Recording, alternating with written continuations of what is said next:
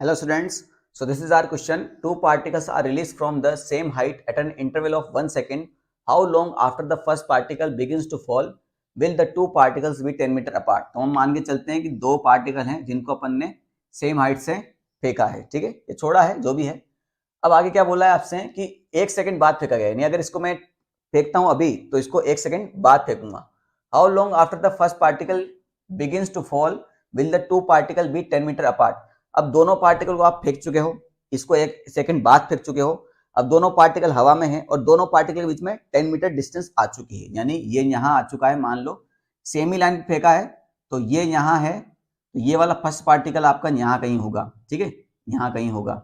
इन दोनों के बीच में डिफरेंस कितना आ गया?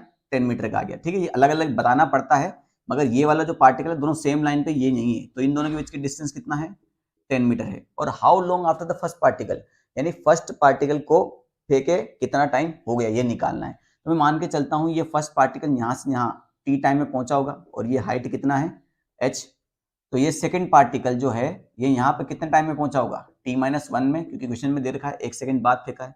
और ये हाइट कितना मान लो आप? इसको h2 मान लो, इसको h1 मान लो। क्लियर है? ठीक है। अब बस क्या करना है आपको, साफ साफ पता चल रहा है ये टोटल h1 है, ये छोटा सा h2 है। h1 माइनस h2 कितना दिया हुआ है? 10। बस यहीं पे आपका क्वेश्चन खत्म हो गया। अब आपका आंसर आ जाएगा। ये बात समझ गए आप? अब h1 कितना हो जाएगा भैया?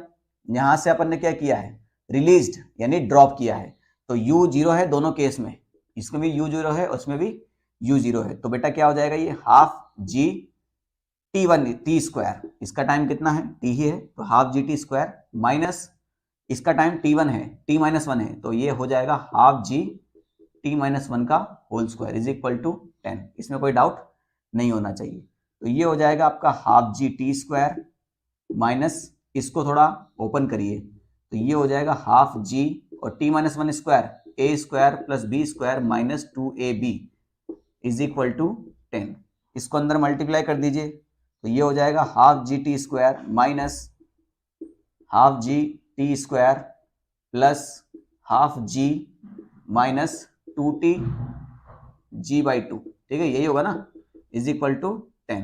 ठीक है, माइनस को अंदर लेके जाइए, तो ये हो जाएगा half G T square minus half G T square minus g/2 plus अच्छा 2 से 2 खत्म हो गया तो ये gt हो जाएगा, बस gt is equal to 10। Half G T square से हाफ जी टी स्क्वायर खत्म हो गया, g की वैल्यू 10 रख देते हैं, तो ये हो जाएगा माइनस 10 डिवाइड बाई 2 5, और ये हो जाएगा plus 10t is equal to 10।